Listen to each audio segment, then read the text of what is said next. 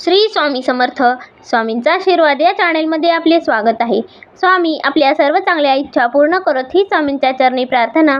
तर बघा, आता उद्यापासूनच होत आहे श्रावण महिन्याला सुरुवात आणि उद्याचा सोमवार आहे श्रावण महिन्यातील पहिला सोमवार.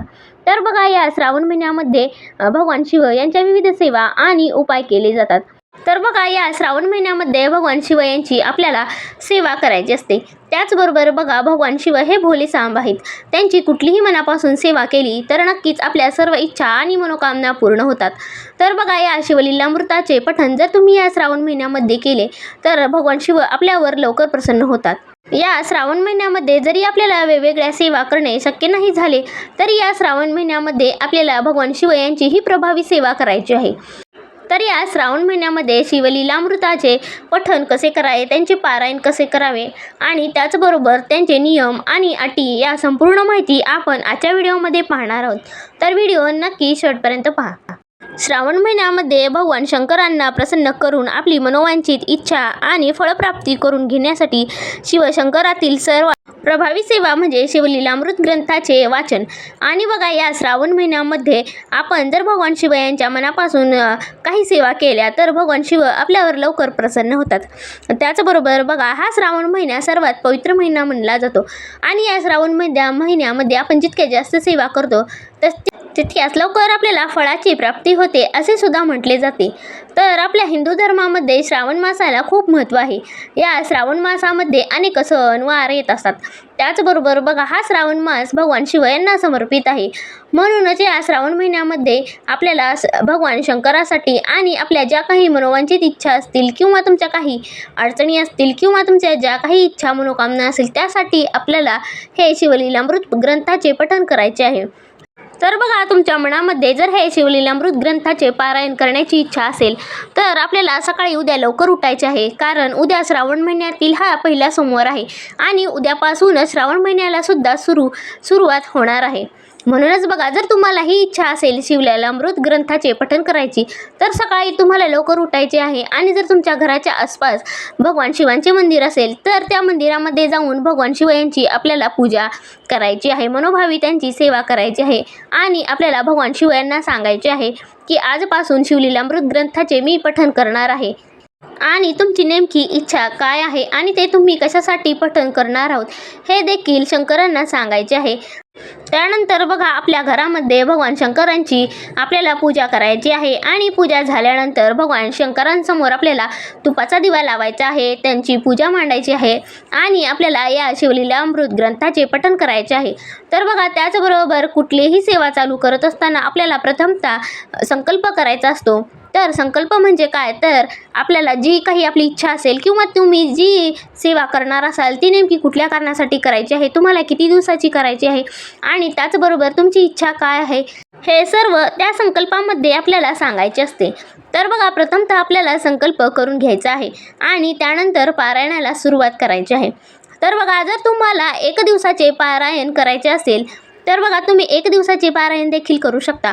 मात्र बघा, 1 दिवसाच्या पारायणामध्ये आपल्याला शिवलीलामृत ग्रंथाचे संपूर्ण वाचन करायचे असते.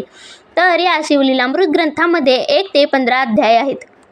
तर एका दिवसामध्ये आपल्याला 1 ते 15 अध्यायाचे संपूर्ण वाचन करायचे आहे आणि त्यानंतर आपल्याला भगवान शंकरांना नैवेद्य दाखवून शंकरांची आरती करायची आहे आणि अशा प्रकारे आपल्याला हे व्रत सोडायचे आहे.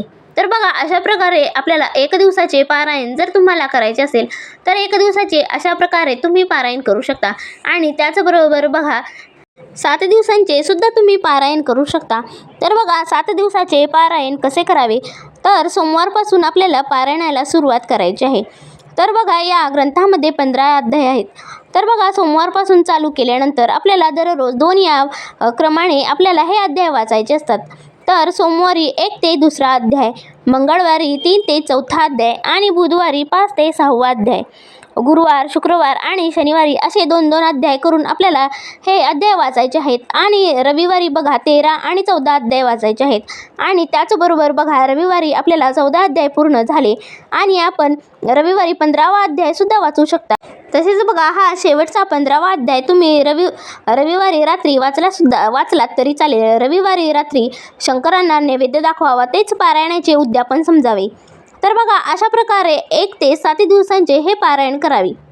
तसेच बघा या पारायण करतानाचे नियम काय आहेत हे आपण पाहू. तर बघा पारायण करत असताना आपल्याला स्नान केल्यानंतर एकांतात बसून आसनावर बसून शिवांची पूजा करायची आहे आणि पारायणाला सुरुवात करायची आहे. त्याचबरोबर बघा पारायण करत असताना मांस किंवा कांदा लसूण हे सुद्धा आपल्याला वर्ज्य करायचे आहे आणि आपल्याला फक्त सात्विक आहार करायचा आहे.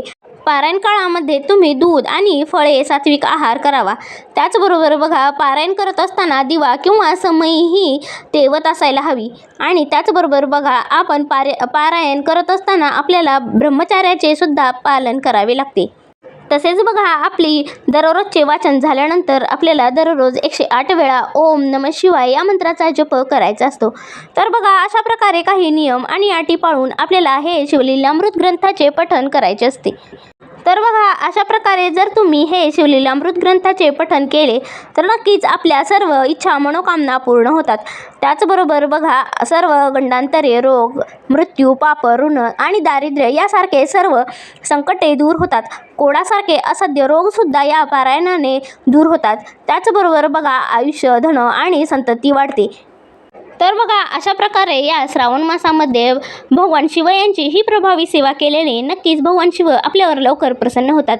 त्याचबरोबर बघा शिवलीलामृत ग्रंथाचे पठण केल्याने भगवान शिवांचा आपल्यावर कृपाशीर्वाद राहतो. त्याचबरोबर माता पार्वतीचा सुद्धा आपल्यावर आशीर्वाद राहतो. तर बघा भगवान शिवांची ही श्रावण मासातील सर्वात प्रभावी सेवा आहे. ही सेवा केल्याने आपल्या घरामधील सर्व दुःख दारिद्र्य दूर होते आणि त्याचबरोबर असाध्य रोग आजारपण असतील किंवा ज्या काही बाहेरील बाधा असतील यासारखे सर्व आजार दूर करतात. तर बघा ज्यांना इच्छा आहे श्रावण महिन्यामध्ये या शिवलीलामृत ग्रंथाचे पठण करायचे तर आपण व्हिडिओमध्ये सांगितल्याप्रमाणे हे पठण करू शकता आणि त्याचबरोबर आपण व्हिडिओमध्ये सुद्धा नियम आणि अटी काही सांगितले आहेत याचे पालन करून आपल्याला हे शिवलीलामृत ग्रंथाचे पठण करायचे आहे. तर बघा अशा प्रकारे ही श्रावण महिन्यातील शिवलीलामृत ग्रंथाचे पठण कसे करावे याची माहिती तुम्हाला कशी वाटली हे नक्की कमेंट करून सांगा व आपल्या स्वामींचा आशीर्वाद या चॅनेलला सबस्क्राईब करा. श्री स्वामी समर्थ.